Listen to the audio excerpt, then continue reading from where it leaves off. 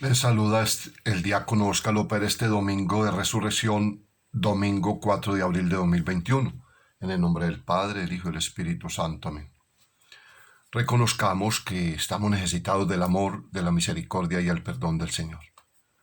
Yo confieso ante Dios Todopoderoso y ante ustedes, hermanos, que he pecado mucho, de pensamiento, palabra, obra y omisión, por mi culpa, por mi gran culpa. Por eso ruego a Santa María siempre Virgen, a los ángeles y a los santos, y a ustedes, hermanos, que intercedan por mí ante Dios nuestro Señor. Amén. Con un corazón contrito y humillado, acerquémonos a ese Padre de amor y Padre de misericordia, Padre de ternura y amor, que siempre perdona nuestro pecado y nos lleva a la vida eterna. Amén. Hoy vamos a escuchar la experiencia de los apóstoles en los Hechos de los Apóstoles. Al Salmo 117 vamos a responder: este es el día en que actuó el Señor, sea nuestra alegría y nuestro gozo. Y vamos a escuchar de San Pablo a los Colosenses capítulo 3 versículo 1 al 4. Y el Evangelio tomado de San Juan capítulo 20 versículo 1 al 9. Lectura de los Hechos de los Apóstoles. En aquellos días, Pedro tomó la palabra y dijo: vosotros conocéis lo que sucedió en toda Judea, comenzando por Galilea después del bautismo que predicó Juan. Me refiero a Jesús de Nazaret, ungido por Dios con la fuerza del Espíritu Santo, que pasó haciendo el bien, curando a todos los oprimidos por el diablo, porque Dios estaba con él. Nosotros somos testigos de todo lo que hizo en la tierra de los judíos y en Jerusalén. A este lo mataron colgándolo de un madero, pero Dios lo resucitó al tercer día y le concedió la gracia de manifestarse no a todo el pueblo, sino a los testigos designados por Dios, a nosotros que hemos comido y bebido con él después de su resurrección de entre los muertos. Nos encargó predicar al pueblo dando solemne testimonio de que Dios lo ha constituido juez de vivos y muertos. De él dan testimonio todos los profetas, que todos los que creen en él reciben por su nombre el perdón de los pecados. Palabra de Dios, te alabamos, Señor. Al Salmo 117 respondemos: este es el día en que actuó el Señor, sea nuestra alegría y nuestro gozo.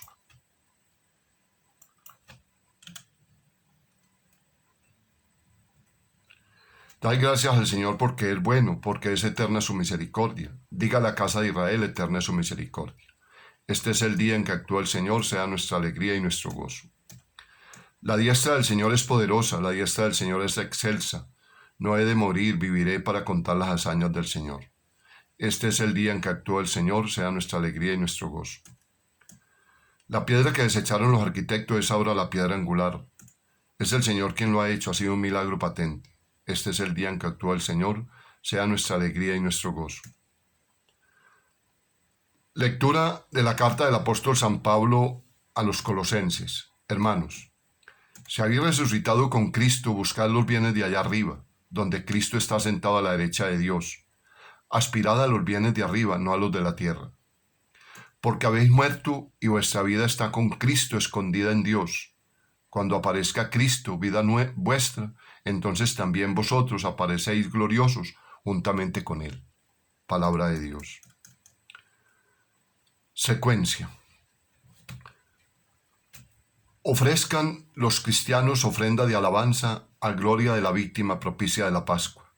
Cordero sin mancha, cordero sin pecado que a las ovejas salva, a Dios y a los culpables unió con nueva alianza. Lucharon vida y muerte en singular batalla, y muerto el que es la vida, triunfante se levanta. ¿Qué has visto de camino, María, en la mañana? A mi Señor glorioso, la tumba abandonada. Los ángeles testigos, sudarios y mortaja, resucitó de veras mi amor y mi esperanza. Venid a Galilea, allí el Señor aguarda, allí veréis lo suyo, la gloria de la Pascua. Primicia de los muertos, sabemos por tu gracia que está resucitado, la muerte en ti no manda. Rey vencedor, apiádate de la miseria humana y da a tus fieles parte de tu victoria santa. El Señor esté con ustedes y con tu espíritu. Lectura del Santo Evangelio según San Juan. Gloria a ti, Señor Jesús. Por la señal de la Santa Cruz de nuestros enemigos, líbranos, Señor Dios nuestro. El primer día de la semana, María Magdalena fue al sepulcro al amanecer cuando aún estaba oscuro y vio la losa quitada del sepulcro. Echó a correr y fue a donde estaban Simón Pedro y el otro discípulo, a quien Jesús amaba, y les dijo: se han llevado del sepulcro al Señor y no sabemos dónde le han puesto. Salieron Pedro y el otro discípulo camino del sepulcro. Los dos corrían juntos, pero el otro discípulo corría más que Pedro. Se adelantó y llegó primero al sepulcro, e inclinándose vio los lienzos tendidos, pero no entró. Llegó también Simón Pedro detrás de él y entró en el sepulcro. Vio los lienzos tendidos y el sudario con que le habían cubierto la cabeza, no con los lienzos, sino enrollado en un sitio aparte. Entonces entró también el otro discípulo, el que había llegado primero al sepulcro, vio y creyó. Pues hasta entonces no habían entendido la escritura, que él había de resucitar de entre los muertos. Palabra del Señor. Gloria a ti, Señor Jesús. Es el gran día, el gran domingo, el gran día de la experiencia de la resurrección, aunque esa experiencia fue desde la vigilia de resurrección el sábado en la noche. Es bien llamado que el resucitado elija a unas mujeres para su primera aparición. Anoche en la vigilia la versión de Marcos nos hablaba de unas cuantas mujeres camino del sepulcro, y hoy Juan nos presenta la aparición de María Magdalena. El caso es que el resucitado no se ha presentado ni a Pilato para darle un tirón de orejas por irresponsable y corrupto, ni mucho menos al gran César de Roma, tampoco al poderoso Sanedrín o a las autoridades del templo que lo habían condenado en nombre de Dios y su sagrada ley. Ni siquiera a aquellos 12 discípulos, varones, con los que tanto tiempo había pasado. Fue como una pequeña broma del resucitado. Las mujeres que en aquella época de la sociedad judía no pintaban nada, no contaban para nada, tenían al menos dos cosas a su favor. Querían a Jesús con toda su alma, tanto que se pusieron en camino sin preocuparse de pedir que las acompañara algún hombre para retirar la enorme piedra de la entrada del sepulcro.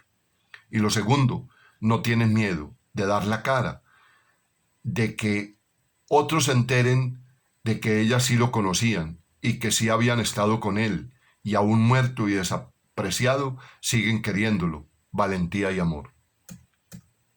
Después de ellas, poco a poco los discípulos y demás apóstoles irán teniendo experiencias parecidas, pero no penséis que la experiencia de la resurrección fue de un golpe y porrazo, todos a la vez, todo el mismo día, ni tampoco creyeron todos inmediatamente. La versión de Juan dice que el discípulo amado vio y creyó, pero de Pedro no lo dice. La tumba vacía no fue suficiente para él. A lo largo de las semanas, meses y hasta de años, pensad en San Pablo. Los que conocieron a Jesús y alguno que no le conoció en persona fueron experimentando que estaba vivo y que eso alteraba totalmente sus vidas. Ya no podían seguir como hasta ahora. Si él estaba vivo después de haber muerto, significa que todo su mensaje, todo su estilo, toda su vida había sido ratificada por el Padre que lo resucita. Nunca olvidemos que el resucitado es un crucificado y que lo fue por unos hombres muy concretos y unas motivaciones muy concretas, porque Jesús había hecho determinadas opciones, se había enfrentado con ciertas mentalidades, había denunciado muchas cosas. Y entonces al ser resucitado es como si el Padre estampase su firma sobre la vida y testamento vital de Jesús. Por lo tanto, valía la pena tomarlo en serio. Con nadie más había actuado Dios tan clara y definitivamente. Había mucho que replantear y cambiar. Hace unos días me contaba alguien, el Jueves Santo es el día más importante de la Semana Santa. Y mirando la religiosidad popular parece que los nazarenos, las coronas de espinas, el santo sepulcro, los latigazos y las dolorosas se llevan la parte del león y podrían darnos la impresión de que el viernes es el día más significativo, pero no. Si las cosas fueran así, estaríamos haciendo memoria de la enésima muerte injusta de un inocente en manos de los poderosos y la memoria es importante, claro que sí, pero por sí misma no resuelve nada. Sacaríamos la conclusión de que ganan los de siempre, sin que Dios haga absolutamente nada al respecto. Menos mal que no es así. La resurrección de Jesús significa que solo una vida planteada, vivida y ofrecida, entregada desde el amor, tiene sentido. Es más poderosa que la muerte y por tanto no es indiferente como sea el estilo de vida personal de cada uno. Hay vidas que se pierden, se desperdician, se condenan, y otras que están en las manos de Dios, Señor de la historia y de la vida, para ser llevadas a plenitud. Padre, en tus manos encomiendo mi espíritu. El sepulcro vacío y la ausencia del cadáver del Maestro no demuestran nada. Los primeros remisos en creer que el Señor estaba vivo fueron los propios discípulos. Lo que les contasen las mujeres, y sobre todo ellas, u otros testigos, no era suficiente. La fe no es creer lo que otros han vivido o nos han contado, sino tener una propia experiencia personal. Habernos encontrado con Él, experimentar que está vivo y me salva. Este es el centro de nuestra fe. Algunas sencillas pistas que podrían facilitar esta experiencia, atendiendo a la experiencia de los primeros discípulos. En primer lugar, sienten a Jesús como uno de ellos cuando están reunidos en su nombre, es decir, en la comunidad. Por libre no hay nada que hacer. Hay que estar entre los suyos, con los suyos y aceptar ser de los suyos. En el segundo lugar, la Eucaristía. Cuando hacen lo mismo que Él hizo, parten el pan, beben la copa y se comprometen a vivir su mismo estilo de vida, Él se les hace presente. Con el paso del tiempo, algunos podrán llegar a decir, con San Pablo, ya no soy yo el que está vivo, sino que es Cristo quien vive en mí. Cada discípulo de Jesús se irá transformando en otro Cristo, que seguirá haciendo las mismas cosas que hizo entonces. En tercer lugar, cuando oran, dejándose cuestionar por lo que Jesús había dicho y hecho, cuando escuchan el corazón como María, y no solo con la cabeza para llevarlo a la vida, cuando preguntan a las Escrituras, Señor, ¿y qué tengo que hacer para entrar en el reino? ¿Cuál es la voluntad sobre mí? Cuando se van atreviendo a hacer suyas las oraciones que otros hicieron antes, fueron escuchadas. Si quieres, puedes curarme, Señor, que vea, Señor, mi hija está muy enferma, soy un pecador, he pecado contra el cielo y contra ti, y tantas otras. Y también cuando impulsados por la misericordia reconocen al Señor en aquellos con los que especialmente Él se quiso identificar. Quien acoge a uno de estos niños, a mí me acoge, y el que dé de comer al hambriento, de beber al sediento, o el que viste al desnudo, el que hace compañía al enfermo, el que acoge a un refugiado, a él se lo hacemos. Ahí le seguimos encontrando. Os decía antes que la experiencia que Cristo había resucitado fue poco a poco, y también los apóstoles fueron cambiando, haciéndose hombres nuevos, poco a poco.